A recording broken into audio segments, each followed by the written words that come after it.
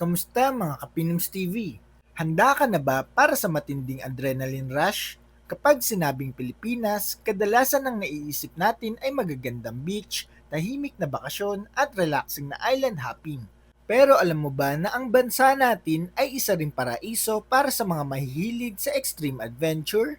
Dahil sa libu-libong isla, matataas na bundok, malalalim na kuweba at napakalinaw na karagatan, maraming lugar sa Pilipinas ang perpekto para sa mga aktibidad na susubok sa iyong tapang. Mula sa pagtalon mula sa eroplano, pagharap sa malalakas na agos ng ilog, hanggang sa pag-explore ng mga kuweba sa ilalim ng lupa, maraming paraan para maranasan ang tunay na thrill ng adventure.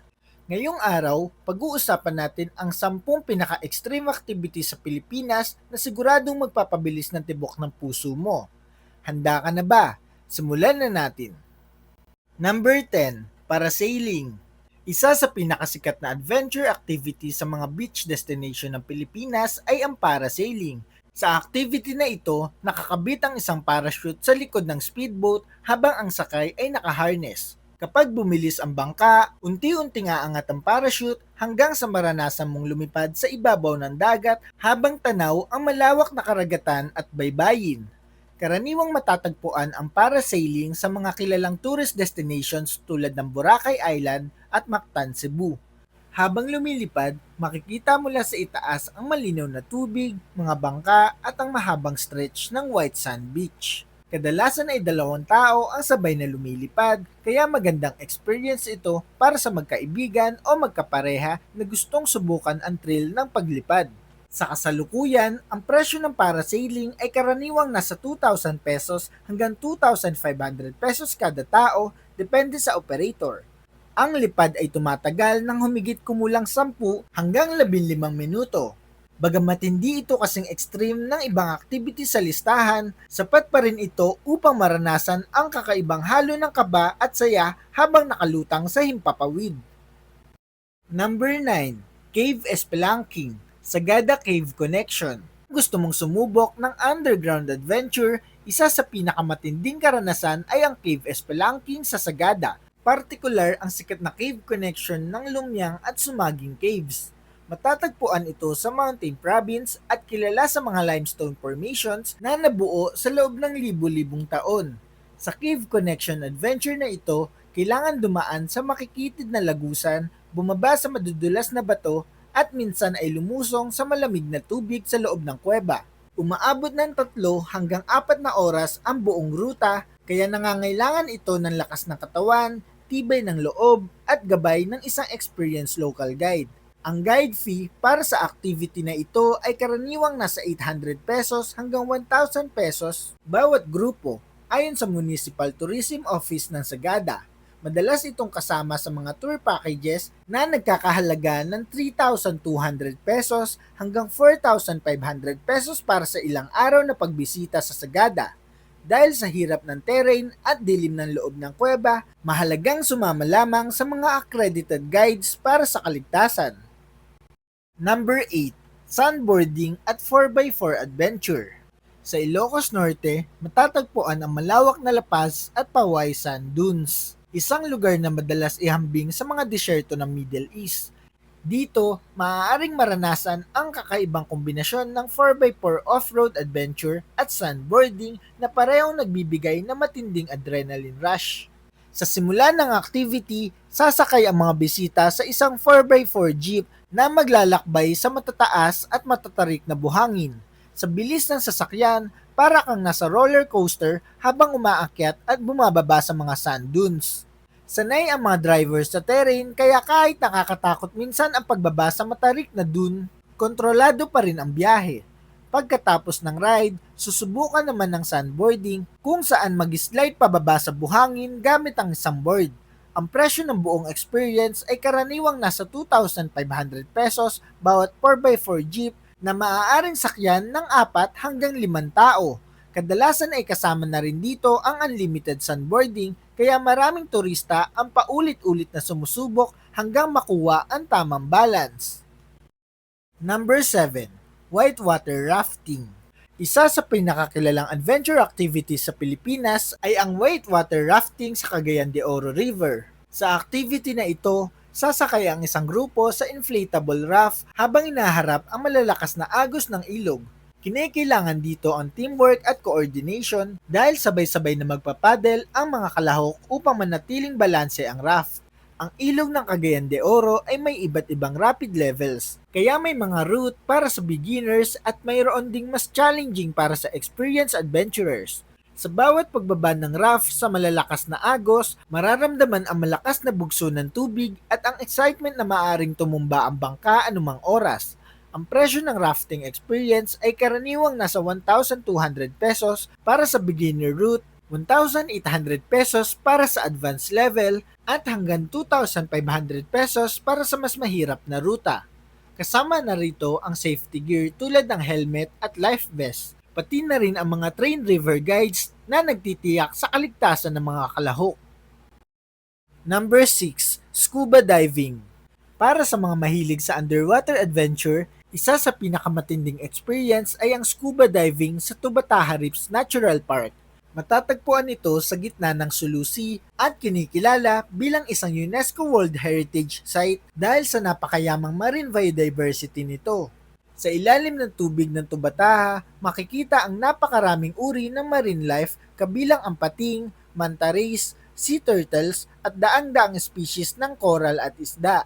Dahil sa layo ng lugar, ang tanging paraan upang makarating dito ay sa pamamagitan ng liveaboard diving trips kung saan nakatira ang mga diver sa barko habang nag-e-explore ng iba't ibang dive sites. Ang diving trips sa Tubataha ay karaniwang tumatagal ng 6 hanggang 7 araw at nagkakahalaga ng humigit kumulang $2,950 hanggang $3,900 o mga 165,000 pesos hanggang 215,000 pesos.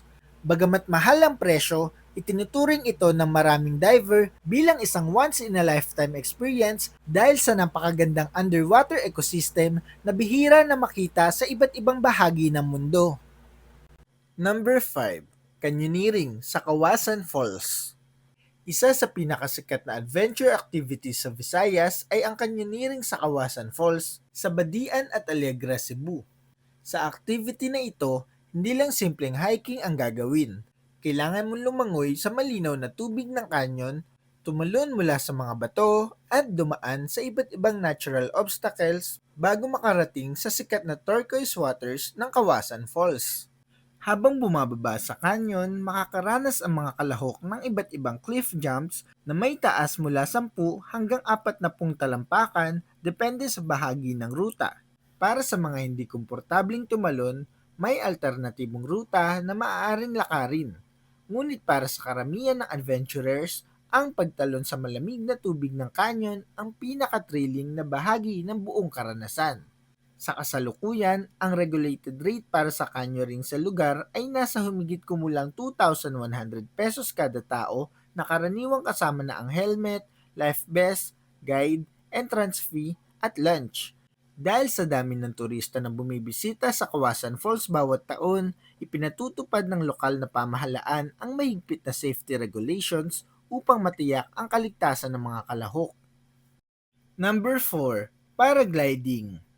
Kung gusto mong maranasan ang pakiramdam ng paglipad na parang ibon, isa sa pinakakapanapanabik na activities ay ang paragliding. Sa sport na ito, gagamit ng isang malaking wing na parang parachute upang lumutang sa hangin habang sinasakyan ang natural air currents o tinatawag na thermals. Sa Pilipinas, ilan sa mga kilalang lugar para sa paragliding ay ang Binangonan sa Rizal, Carmona sa Cavite at Sarangani sa Mindanao. Kapag nagsimula ng lumipad ang paraglider, makikita mula sa itaas ang malawak na tanawin ng mga bundok, dagat at mga bayan sa ibaba. Isa itong kakaibang karanasan dahil bukod sa thrill, may kasamang tahimik at relaxing na pakiramdam habang lumulutang sa ere. Para sa mga baguhan, karaniwang ginagawa ang tandem flight kung saan may kasamang professional pilot ang pasahero. Ang presyo para sa 10 hanggang 15 minutong flight ay karaniwang nasa 3,000 sa weekdays at hanggang 3,500 pesos sa weekends o holidays. Bagamat maikli ang oras ng lipad, sapat ito upang maranasan ang kakaibang excitement ng paglipad sa kalangitan. Number 3. Vertical camping. Kung ang karaniwang camping ay ginagawa sa lupa o sa kagubatan, ang vertical camping ay isang mas matinding version nito. Sa activity na ito, matutulog ang mga adventurer sa isang portaledge, isang espesyal na tent na nakasabit sa gilid ng matarik na bangin o cliff. Isa sa mga lugar sa Pilipinas kung saan maaaring maranasan ito ay sa mga adventure park sa Mindanao, kabilang ang Kiamba Adventure Park sa Sarangani. Bago makarating sa mismong camping site, kailangan munang umakyat sa cliff gamit ang rock climbing equipment. Kapag narating na ang tamang spot, doon ikakabit ang portaledge kung saan matutulog ang mga kalahok habang nakasabit sa gilid ng bato. Ang presyo ng vertical camping experience ay karaniwang nasa 500,000 pesos hanggang 10,000 pesos bawat tao, depende sa package at sa haba ng activity. Kasama na rito ang paggamit ng climbing gear, safety equipment at ang gabay ng mga professional climbers. Para sa mga naghahanap ng kakaibang adventure, ang pagtulog sa gilid ng bangin habang tanaw ang kalikasan sa ibaba ay isang hindi malilimutang karanasan. Number 2, ultralight flying. Isa pang kakaibang extreme activity sa Pilipinas ay ang ultralight flying na madalas tawaging motorcycle of the sky. Sa activity na ito, sasakay ang pasahero sa isang maliit at bukas na aircraft kung saan halos walang harang sa hangin kaya ramdam mo ang bawat galaw habang lumilipad sa himpapawid. Isa sa mga kilalang lugar para dito ay ang Angeles City Flying Club sa Magalang, Pampanga. Mula sa himpapawid, makikita ang malawak na kapatagan ng Central Luzon, ang mga bukirin at kung malinaw ang panahon, makikita rin ang Mount Arayat. Dahil open air ang disenyo ng ultralight aircraft, mas intense ang pakiramdam ng paglipad kumpara sa loob ng karaniwang eroplano. Ang presyo para sa trial flight ay karaniwang nasa 3,500 pesos hanggang 5,000 pesos depende sa tagal ng lipad. Para naman sa mga gustong matutong magpalipad ng ultralight aircraft, may mga sport pilot training programs na nagkakahalaga ng 50,000 pesos pataas. Dahil sa kakaibang experience na hatid nito, maraming aviation enthusiasts ang bumibisita sa Pampanga upang subukan ang activity na ito. Number 1, skydiving.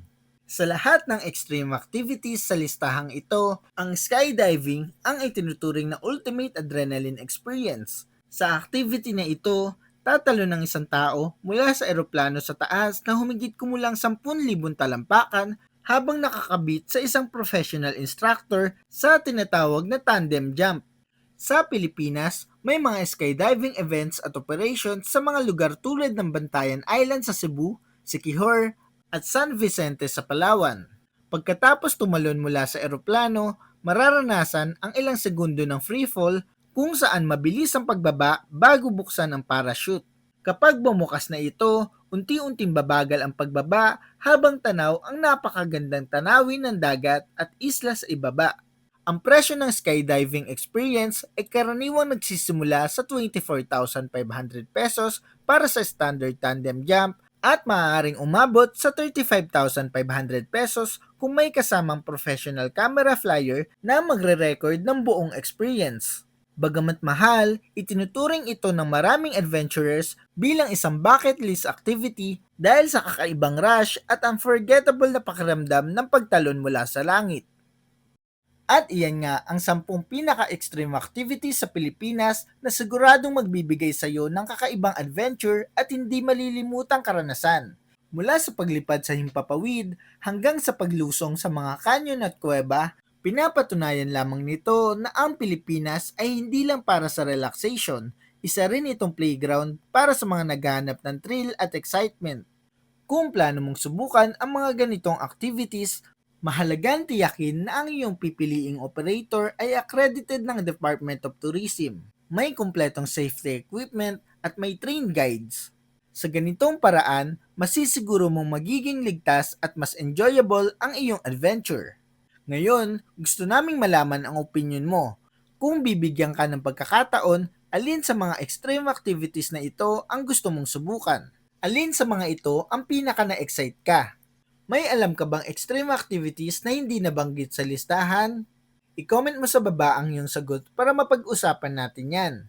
Kung nagustuhan mo ang video na ito, Huwag kalimutang i-like, i-share ang video at mag-subscribe sa ating channel para updated ka sa mga paparating pa nating videos. Mga Kapinoms TV, maraming salamat sa panonood. Hanggang sa muli, ito ang Pinoms TV.